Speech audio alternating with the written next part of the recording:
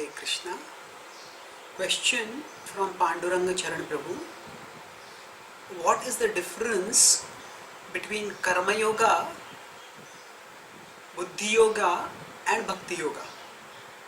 Prabhupada often uses the terms interchangeably, especially Buddhi Yoga and Bhakti Yoga. Answer: all forms of yoga culminate in Bhakti Yoga. They attain their highest perfection in Bhakti Yoga. Now if we look at the literal meanings of the words, Karma Yoga, that means the yoga which centers on action. Bhakti Yoga means the yoga which centers on devotion. Buddhi Yoga is the yoga which centers on intelligence. Now, in the traditional way of looking at things, that means whatever is talked about, not just in the Bhagavad Gita, but in the broad Vedic wisdom tradition, there are four forms of yoga: Karma Yoga, Jnana Yoga, Dhyana Yoga and Ashtanga Yoga. So Buddhi Yoga in and of itself is not a separate form of yoga. Now Krishna uses the word Buddhi Yoga as a compound word a few times in the Bhagavad Gita. First occurrence comes in 2.39. So because Buddhi Yoga is not a distinct form of yoga, there are no sadhakas who will call themselves as Buddhi Yogis. Although of course Buddhi is used, the intelligence is used by anyone who is pursuing the path of transcendence. But Buddhi Yoga in and of itself is not a separate sadhana. So therefore when Krishna uses the word Buddhi Yoga as a compound, then compound word of two components, Buddhi and Yoga, then we will have to look at the context to understand what the word means. So now if we look at the first occurrence in 2.39, Esha te abhita sankhe buddhir yoge tvaimam shunu buddhya yukto yaya partha karma bandhan prahasyasi. So Esha te abhita sankhe. So Krishna is telling that till now I have explained things to you in terms of Sankhya. Sankhya is analysis of things into their individual components. So he's talking about the difference between the body and soul from 11 to 30 verses. And then he says, Buddhir yoge tvaimam shrunu. Now I will explain it to you in terms of Buddhi Yoga. And then he says, Buddhya yukto yaya partha. If, O Partha, if Arjuna, if you engage your intelligence in this way, karma bandhan prahasyasi, you'll be able to break free from the bondage of karma. So essentially, what Krishna is saying here is that Buddhi Yoga is a means to liberation, to freedom from karmic bondage. So now if we look at what he describes in subsequent verses, from 2.40 onwards, so essentially it is Karma Yoga. He's not talking about the word, the mam doesn't come too much in that section. That devote yourself to me, that comes only once in the subsequent verses, that is in 2.61, Tani sarvani sanyamya yukta asita mat paraha. So control your senses and fix your consciousness on me, mat paraha. Apart from that, Krishna is not talking about mam too much. So essentially, the analysis that Krishna gives thereafter is of working with detachment with the ultimate aim of liberation. And at that context, because Krishna has not introduced himself in the discussion, there the compound word Buddhi Yoga means actually just seeking. Yoga, as we know, means connection. Buddhi means intelligence. So seeking a connection to transcendence with intelligence. Now what exactly the transcendence is not clear to the seeker at this point. And that's why the seeker may attain Brahman, Paramatma, Bhagavan, whatever, depending on the conception that the seeker acquires. But essentially one can attain freedom from karmic bondage. Karma bandhan prahasyasi. So here Buddhi Yoga refers to any form of liberation, any form of yoga that is aimed for liberation. And if you look at the context, what is said subsequently, then it refers to Karma Yoga. Now Prabhupada in general talks about the various concepts in the Gita in their connection with their ultimate conclusion. So that's why here Prabhupada equates Buddhi Yoga with Bhakti Yoga, and he quotes the next reference to Buddhi Yoga that comes in the Bhagavad Gita, that is the famous verse 10.10. Tesham satata yuktanam bhajitam priti purvakam dadami buddhi yogam tam yena mamupayanti te. So here Krishna is talking about those who devote themselves to him. The first two lines, A and B, talk about the qualification of the Tesham satata yuktanam, constantly engaged in my service. Bhajitam priti purvakam. They are worshipping me with a devotional disposition. Priti purvakam. And then dadami buddhi yogam tam. So here Buddhi Yoga is not so much a sadhana that is pursued by the seeker as a gift that is given by the Lord. So dadami, I give. Buddhi yogam tam. So the yoga of buddhi. So now Buddhi Yoga can, now what exactly is the Buddhi Yoga? Again we have to look at the context. What is described? What happens by this Buddhi Yoga? Yena mam upayanti te. By this you will attain me. Mam upayanti te. So whereas the 2.39 reference to Buddhi Yoga was that by which one attains karma bandhan prahasya. One simply attains liberation. One simply becomes free from karmic bondage. But here it specifically, one attains Krishna. And it's also said this comes from Krishna. So this is not just simply some discrimination that we are cultivating by our conscious effort. It's a gift that is coming from Krishna because of our practice of devotion, sincere practice of devotion. Now, here Buddhi Yoga, what does it mean? It is the intelligence that enables us to do yoga. Yoga ultimately means connection with Krishna.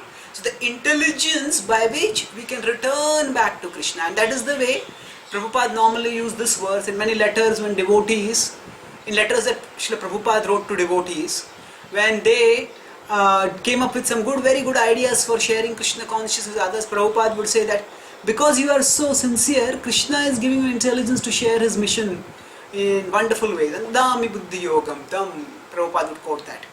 So this is a gift that comes from Krishna, the buddhi that enables us to perform yoga. So intelligence by which we understand, okay, how should I do devotional service in this situation? How should I act in this situation? By which I'll be able to connect with Krishna or connect others with Krishna.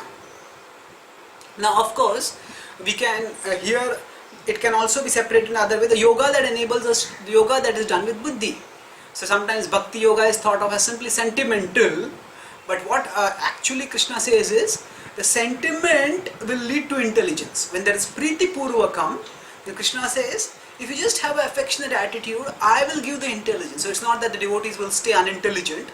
Devotees will get intelligence because they are affectionate to the supremely intelligent person, and that person will bestow as a grace intelligence to them. Now another reference to Buddhi Yoga comes, this is the last reference in the Bhagavad Gita, is in 18.57. Chetasa sarva karmani mai sanyasya matparaha buddhi yogam upashritya macchittah satatam bhava.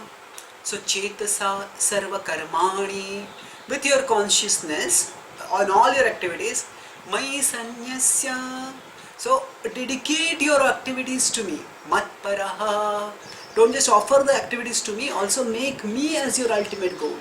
And then Buddhi Yogam Upashritya. With Buddhi Yoga, take shelter of me. Mam Yogam Upashritya. And in this way, Macchittaha Satatam Bhava. Macchittaha. Be conscious of me constantly. So here we see Buddhi Yoga clearly refers to something which is done by the seeker. It is not bestowed by the Lord over here. Krishna is saying, Buddhi Yogam Upashritya. So take shelter of Buddhi Yoga or take shelter of me through Buddhi Yoga, depending on the way we analyze the words. But the point is, there is something which the seeker has to do. Krishna is telling the seeker to do it. So here, clearly, if you look at the context, Krishna is telling that use your intelligence to take shelter of me. Use your intelligence to stay conscious of me. Buddhi Yogam means by taking shelter of Buddhi Yoga, you be conscious of me. So essentially this is a call for practice of bhakti. And Mam is very clearly there in the verse. So 18.57 reference to Buddhi Yoga is clearly Bhakti Yoga. So Buddhi Yoga can, according to the context, mean different things. And because conclusively in the Bhagavad Gita, all yogas culminate in Bhakti Yoga, so Prabhupada uses Buddhi Yoga and Bhakti Yoga interchangeably. Now, regarding Karma Yoga, we see that essential difference between Karma Yoga and Bhakti Yoga is in a more primarily not knowing or knowing the ultimate object of one's yoga. So in Karma Yoga, one simply offers the fruit, one simply becomes detached from the fruits of the work without necessarily knowing who is the object to whom one should be attached or to whom one should be offering the fruits of the work. Whereas in Bhakti Yoga, one knows the ultimate goal to whom one is offering. So now, if we look at 5.10 and 5.29 in the Bhagavad Gita. So 5.10 is Brahmanyadhaya karmani sangam tyaktva karoti yaha lipyate na sa papena padmapatramivambhasa. So Brahmanyadhaya karmani, Brahmanya, offer your work to Brahma. Sangam tyaktva karoti yaha. In this way, without attachment to the fruits of the work, do the work. Lipyate na sa papena. Such a person will not be bound by karma. Such a person will be padmapatram ivambhasi. Such a person will be like a lotus leaf that is untouched by water. So here it's clearly talking about staying free from karmic bondage by offering the fruits of one's work to Brahman. Now what is that Brahman? That the different acharyas give different explanations. Brahman, of course, can in the conclusive sense mean Krishna. But if you look what comes before and after these verses, then there is no direct reference to Krishna. The previous verses are talking about how and one understands that simply the senses are acting in contact with sense objects. Naiva kinchit karomi iti yukto manyete tattvavid. So one understands that I am not the doer. And the verses after that also talking simply about purification. Kayena manasa buddhya kevala irindriyerapi. That one acts for Atma Shuddhaye. So there is no reference to Krishna. So now here the word Brahman can refer to the Brahma Jyoti. Some acharyas even explain that it can refer to Brahman as material nature. That means Brahmanyadhaya karmani means one simply offers the activities to material nature. That means one understands that actually these activities are simply being performed by material nature. So if a person is doing some activity, say for example I am speaking, then I understand that it's simply the throat interacting with the external world and producing some sounds. So when I understand in that sense I am not the doer, just like when we drive a car, although we think we are driving, most of the work in driving the car is done by the mechanism of the car. So of course our presence is required, our intention is required, but most of the work is done by the car itself. So like that, when one becomes detached from doership, then one can stay free from bondage. So this stage, one is not aware of who the goal of transcendence is. So that is Karma Yoga, and Bhakti Yoga is 5.29. Bhoktaram yagya tapasam sarvaloka maheshwaram surudam sarvabhutanam gyatva mam shantim ruchyati.